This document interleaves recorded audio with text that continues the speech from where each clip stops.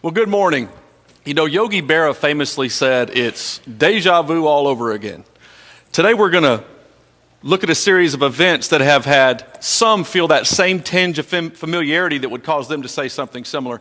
We're going to look at another set of events that some people have confused with the feeding of the 5,000. But they're wrong, of course, because Jesus actually qualifies them separately. But it does beg the question, and here's what I want you to be thinking about for the first few minutes. Why would Jesus perform two miracles that were so similar, people would later confuse them for being one?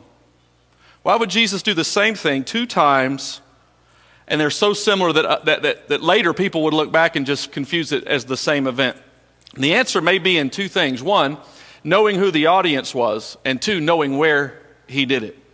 But before we get to that, let's turn to Mark 7. Let's turn to Mark 7 together. We're going to pick up in the life and times of Jesus, and we're going to find that he is performing miracles for another multitude today. It's a great story. Let me just read 31 while you're turning. Again, leaving the region of Tyre, and he went away by way of Sidon to the Sea of Galilee through the region of the Decapolis. Again, just keep turning to Mark 7, and I'll give you some background. Jesus had just healed the Canaanite woman. Remember, he healed her daughter from a distance, and she had this amazing faith. She found grace at the feet of Jesus because she had the faith to believe that he could heal her daughter in spite of the fact that she'd gotten some strange responses from him originally.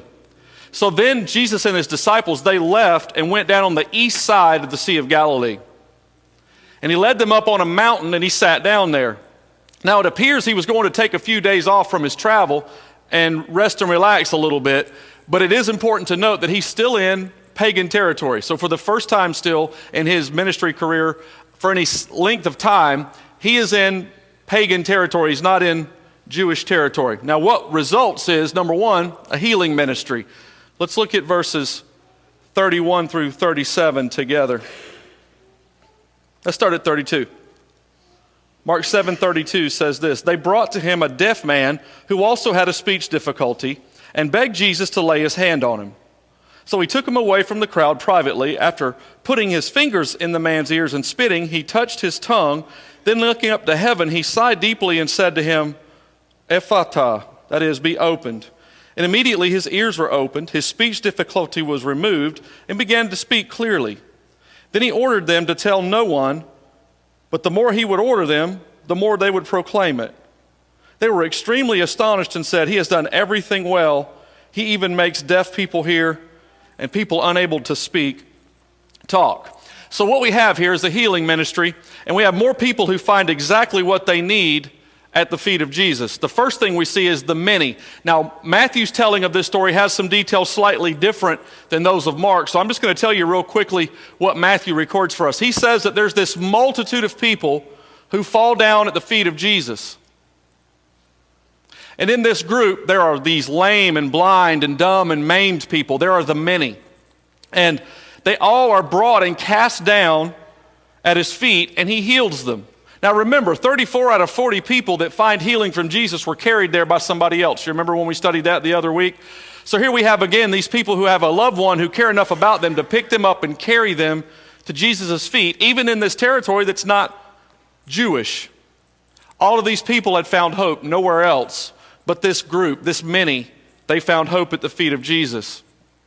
But as we just read in Mark's gospel, we have this specific man too. We have a man there who is deaf and dumb, and he's brought to Jesus' feet, and he's laid there. And you'll notice that his loved ones, like many that we've seen over the last months of study, his loved ones are begging Jesus to touch him and heal him because they want to see his healing come about. But Jesus does something a little bit differently this time. Did you notice Jesus pulled him aside and took him away in private? Why would he do that, you suppose? That's a little slight difference. Look at verse 36 for potentially the answer. Then he ordered them to tell no one, but the more he ordered them, the more they would proclaim it. Perhaps Jesus is pulling this man aside, sort of to try to keep his anonymity, to keep away from the publicity, but he does want to heal this man because there's enough faith there and there's enough love and grace there on behalf of his family and on his part. Jesus wants to heal him. We'll find out when we get to heaven, but there's some actions on Jesus' part here that are also kind of cool. What does he do? Can you get a mental image? It's like he takes the man aside and then he put his fingers in his ear. I picture him putting his index finger in the man's ears. I don't know. And then he spit, I suppose, maybe on his hands and touched the man's tongue. That's kind of new too, right? That's a little bit new for the healings that we've seen. And then Mark says that Jesus looked to heaven, and what does he do? What does Jesus do when he looks to heaven? It says he sighed.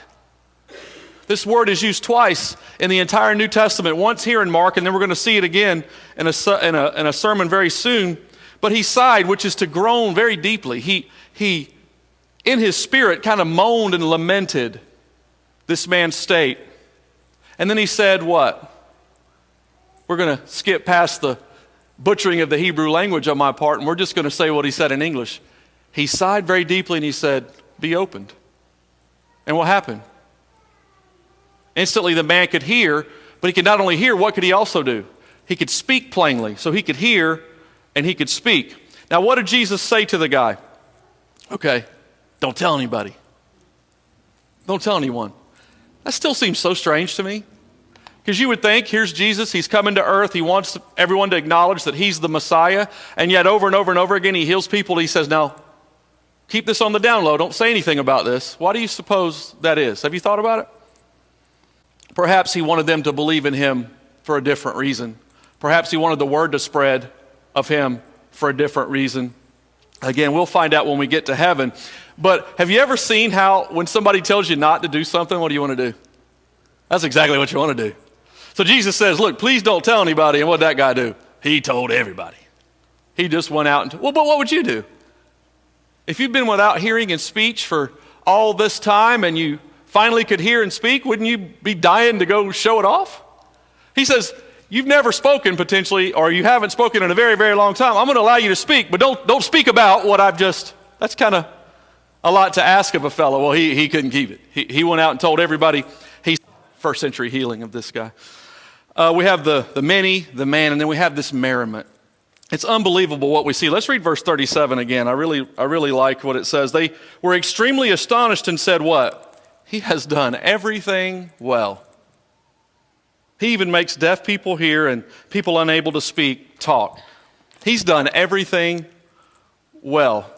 These people fall down at the feet of Jesus and the heavens are opened. These miracles occur. And in wonderment, they all glorified the God of Israel, although many of them are probably Gentiles and pagans. And astonished above and beyond measure, they say, he does everything well. Matthew says this, he even healed the deaf, the dumb, the blind, the maimed. And then they said, you know what they said? What can he not do? What can Jesus not do? Well, that's a question for us today, isn't it? What can Jesus not do? What do we need him to do? What can he not do? So first we saw this healing ministry. Now we're going to see this nourishing ministry. The story continues in Mark chapter 8 because even more people are going to find what they need at Christ's feet. Let's pick up in verse 1. In those days there was again a large crowd and they had nothing to eat. And he summoned the disciples together and said to them, I have compassion on the crowd because they've already stayed with me 3 days and have nothing to eat. If I send them away hungry, they will collapse on the way, and some of them will have come a long distance. His disciples answered, where can anyone get enough bread here in this desolate place to fill these people? How many loaves do you have? He asked. 7, they said. Then he commanded the crowd to sit down on the ground, and taking the 7 loaves, he gave thanks, broke the loaves, and kept on giving them to his disciples to set before the people. So they served the loaves to the crowd, and they also had a few small fish.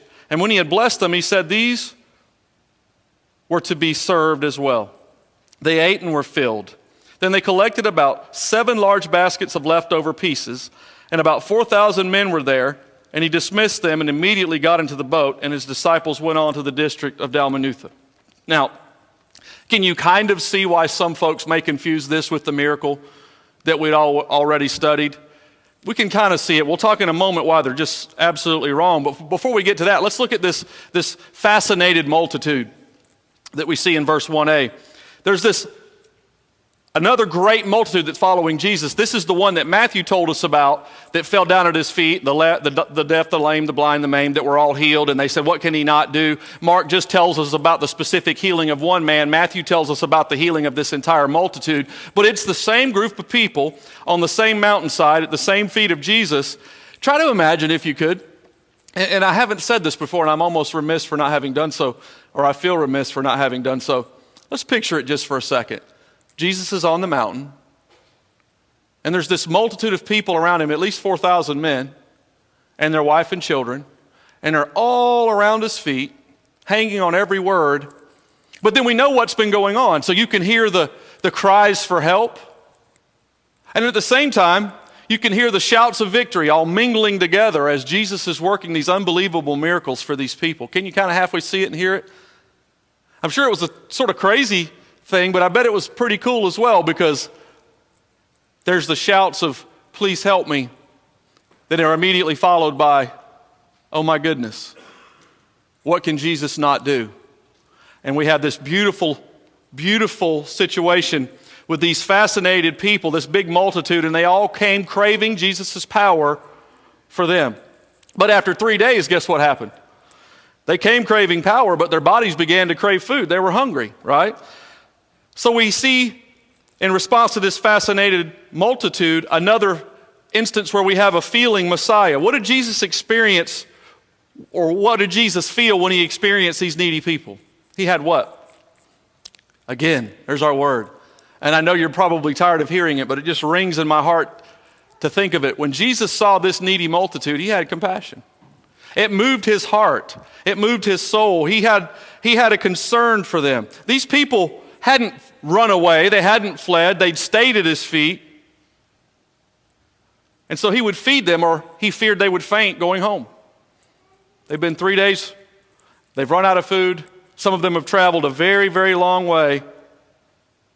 For some of them, this forgotten life that they'd left behind to follow Jesus is a very good distance. Perhaps they would faint trying to get home. So here again, we see this feeling Messiah, but we have these forgetful disciples. I have to ask you, at least they didn't volunteer solutions this time. You remember the first story? Here's one of the reasons we know this story is different. The first story, they said, well, should we go buy it? You remember? Maybe we should go buy it. Where's it going to come from? Here's what we got. In this instance, they don't volunteer solutions, but it's still amazing. How could they, again, ask this question? How could they ask the question? What did they ask? Where are we going to get food for this people? At our last experience on the mountain, what did Jesus taught them? That he was the bread of life, and that he could sustain us forever. And yet these disciples have forgotten that experience and fall back into their doubt. Which leads me to ask this question of us. Have you ever seen Jesus work in a mighty way? How many of you have? You say, yes, man, I have absolutely seen Jesus work in a mighty way. But if you have, do you expect that he could do it again? Do you expect that what Jesus has done before, he can do again? If you pray for revival, do you expect Jesus to have the capacity to provide that because he's done it before? If you have needs that you lay at his feet, do you expect him to meet those needs? Because what? He's done it before. There's an old hymn that says, it's no secret what God can do. What he's done for others, he'll do for you. He's done it once, he can do it again. Do we expect Jesus to act on our behalf? Have we forgotten the power of Christ in our lives? I'm not going to give us a license to steal, but these disciples walked hand in hand with Jesus and saw these miracles firsthand, and even they at times forgot and failed to expect Jesus to do the things that he had done before. The other question they asked is, do we have enough? If Jesus has worked miracles in your life, number one, do you expect him to work on your behalf? And then when you look at your situation, do you look at it from the standpoint of, do I have enough to meet this need? Or do I expect a miraculous intervention and provision from Jesus? Do we have enough to meet the needs of the people that we encounter? Do we have enough to be Jesus to our world? Do we have enough to do the things that he expects of us? Those are the questions that these forgetful disciples were asking. And then we get this feeding miracle. What are the supplies this time around? 7 loaves. How many did we have the first time? 5. How many fish do we have this time? It doesn't give us a number, a few small fish. What did we have the first time? 2. So the details are not the same. There is no confusing these two events. Translation, 7 crackers and a few sardines. Sound familiar? What did Jesus do? Again, he seated the multitude. Jesus does things in order. He gave thanks for what they had. Why did he give thanks? The power of God's in the blessing, isn't it? In the blessing of God and acknowledging that we don't have enough. They didn't have enough to feed these people, but what they did have was Jesus. And Jesus does have enough to meet the needs of this multitude.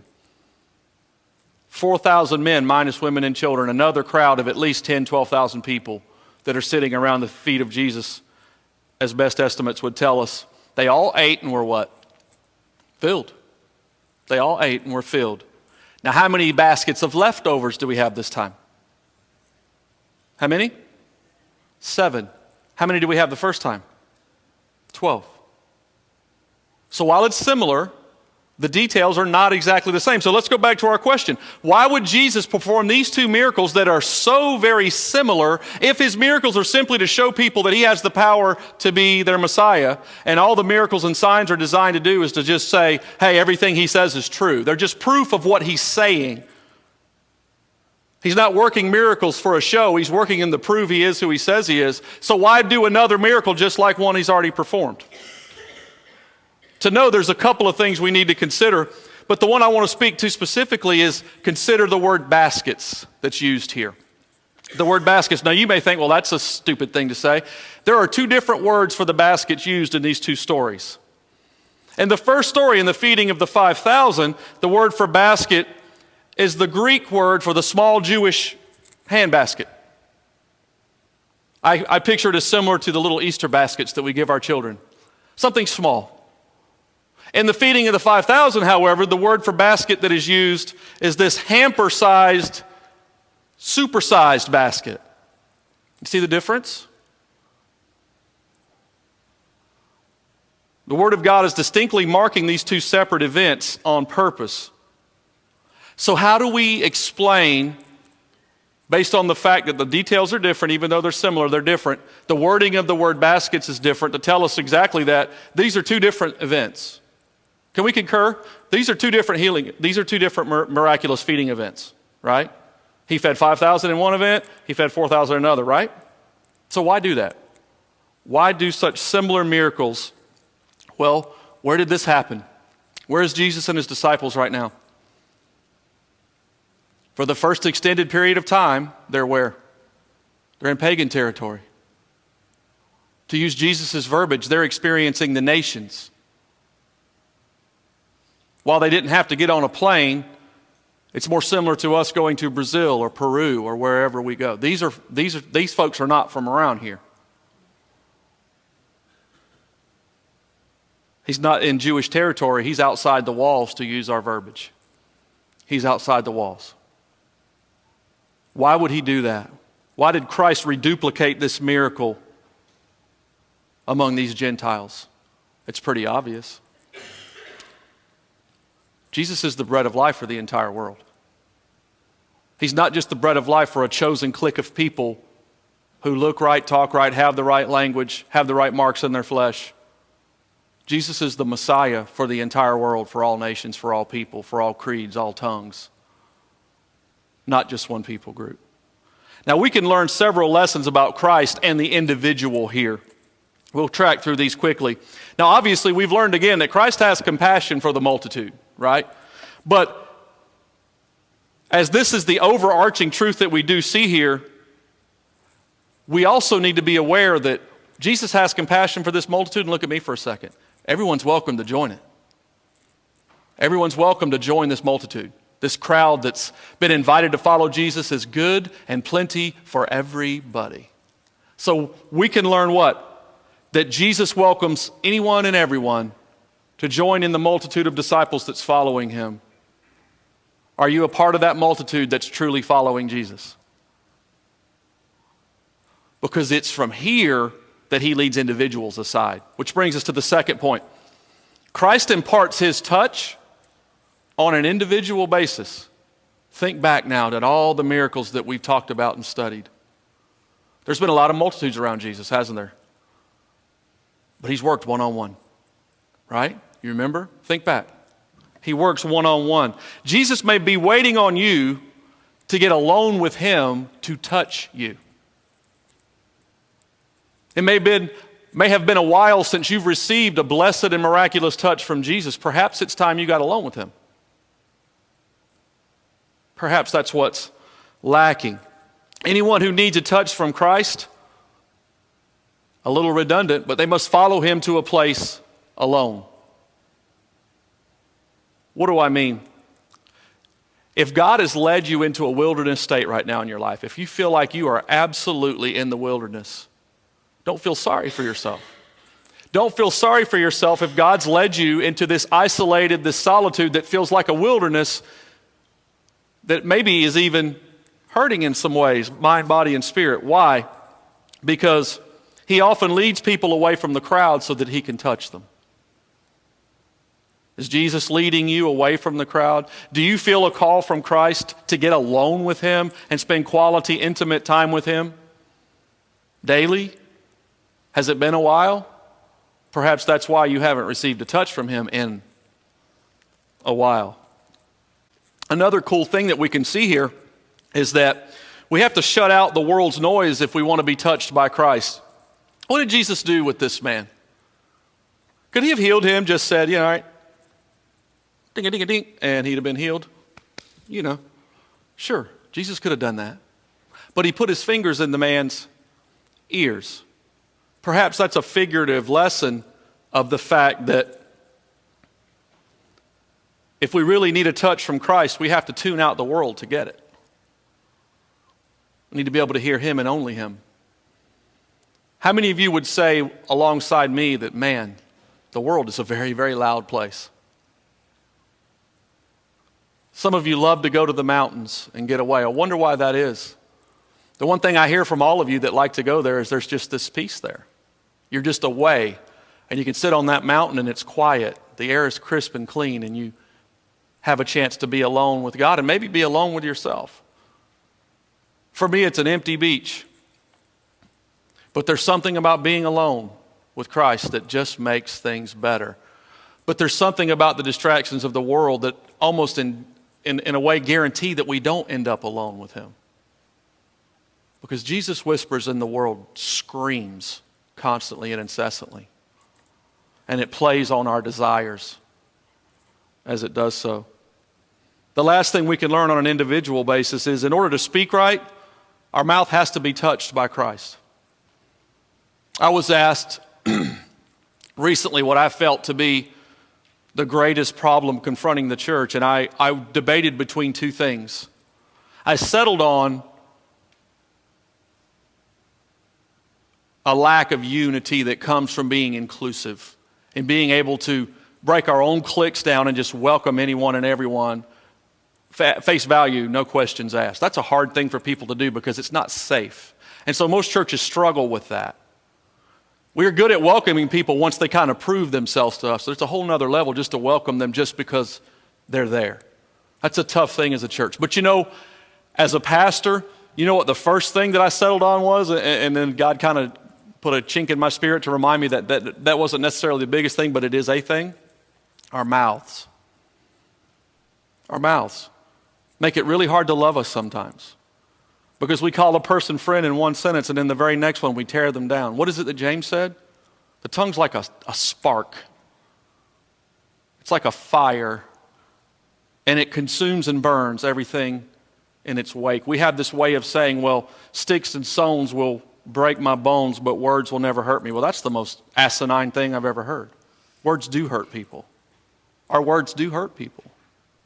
And so if we come to the place to where we say, really, if we want to see God move and we want to have an individual experience with him that really, really matters, perhaps he needs to touch our mouths and help us to be purified in our speech and speak more clearly his love and grace to people.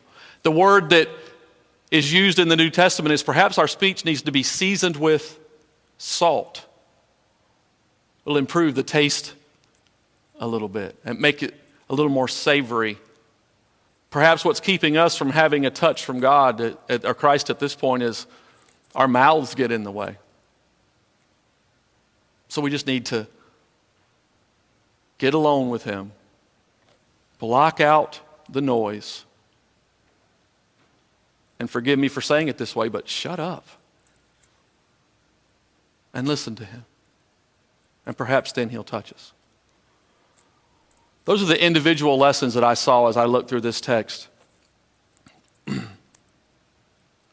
I want to ask you as a group, what kind of power causes people who don't even know yet God to want to get to know him and to even praise him? What kind of power leads people to that place? You know what I think it is? I think it's love that does that. I think all these signs that Jesus performed, even the ones that we talked about today, he did simply because he loves people.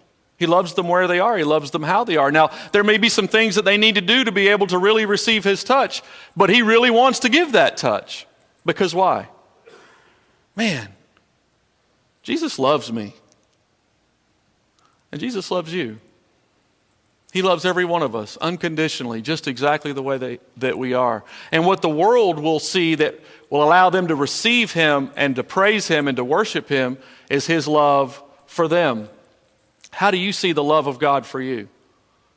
Is it from a husband or a wife who loves you unconditionally? Perhaps it's from a mom or a dad who does the same. Perhaps it's from walking into a fellowship of believers to where you feel acceptance and you know that people are going to love you and care about you. It's like you feel this wonderful greeting every time you come in together. How has Jesus chosen to love the world around us, to express himself to them? Through us. Through us. Are you seeing why it's so critical that we receive a touch from him? Because we have to receive his touch to pass it on to someone else. So again, are we receiving the touch of Christ? And if so, are we selflessly sitting on it? Are we sharing it with others? Because Christ loved these people just like he loved us. He had compassion on these people just like he has compassion on us. So don't miss this. That's why he healed their sicknesses. That's why he met their needs. That's why he wouldn't risk sending them home on this journey without food. They're grown. They probably could have gotten something to eat on the way home. They're probably clever that way. Jesus wasn't obligated to this. Why did he do it? Because he loved these people. He loved them. So he wouldn't send them home with an empty stomach. So he would heal them. So he would meet their needs. So while we can learn a lot about Christ and us as individuals in this story, here's what we can learn about Christ and the multitude, the group, the crowd. And I want you to write this down. This is what I want you to take home with you today. Great things happen when our resources end and God's resources begin. Great things happen when our resources end. Do we have enough? No. No, if we did, God would call someone else. But it's when we realize that we don't have enough and we follow in faith anyway that the greatness of God becomes real. And when these great things happen, which requires what? It requires faith. It requires that we step outside of our comfort zones and go into territories that on the surface are not safe. They're not comfortable. It's a call to go out and do the things that we're not comfortable with doing. We can't heal anybody. You can't heal anybody. You may be in desperate need of a healing today. There ain't anybody in this room that can give it to you. You need to be healed today? Of anything and everything? I can't do it. No one else in this room can do it, but he can. It's where my resources end and that his begin, that the miracles happen. But he would have me touch you so that he could provide his healing for you as an illustration of what he does through you. I can't guarantee happiness just by my simple presence. Some of you say, oh, but Stuart, you can. But there's times when, I'm just kidding. There's times when I'm not enough. Me walking into the experiences in your life is not necessarily prone to make you happy, but it is when Jesus walks into your experiences. When Jesus shows up, happiness comes along with him. And remember this, even if you're in the wilderness and even if your circumstances are terrible, it's when Jesus shows up that all this becomes bearable. And you realize he was there all along. And the reason you couldn't hear him is because you couldn't shut your mouth long enough. And you couldn't get away from the crowd long enough, because when you get away from the crowd, you have to see yourself. Sometimes we don't get alone because we don't want to be alone. I'm terrible at being alone. As I get older, I get better at it, but I'm not good at it naturally. I don't like to be by myself, and I've never put my finger on why that is. Perhaps it's when you're by yourself, you reflect upon yourself and you can't hide yourself. I don't know. I can't guarantee happiness to you, but he can. And lastly, we can't even always provide the needed nourishment for people. Can you guarantee that you're going to be able to feed your family tomorrow? Be careful. Be careful. We can't guarantee the provided nourishment for the people who need it from us and who love us, but he can. Great things happen when our resources end and his resources begin. But again, what does it take for us to see that? We have to exhaust our resources. And then what? We have to move forward anyway.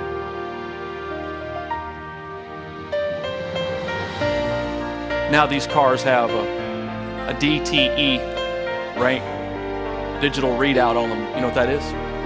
Distance to empty. And my truck will say, that light will come on, and I know how long. I got 60 miles. When the light comes on in my truck, I've got 60 miles. If I drive 61 miles, what? I'm stuck on the side of the road. But with Jesus, it's not so. The distance to empty is where his love and grace and mercy begins. And he does his grace work, his greatest work. But think about the courage it takes to see that DTE. And it says 60 miles. And yet God's calling you to go 65. And you know the minute you get to 60, all bets are off. You can't go a step further. Are we willing to do that? Are we willing to follow him out there? The world around us is in desperate need for us to do just that, because that's where God's miracles occur.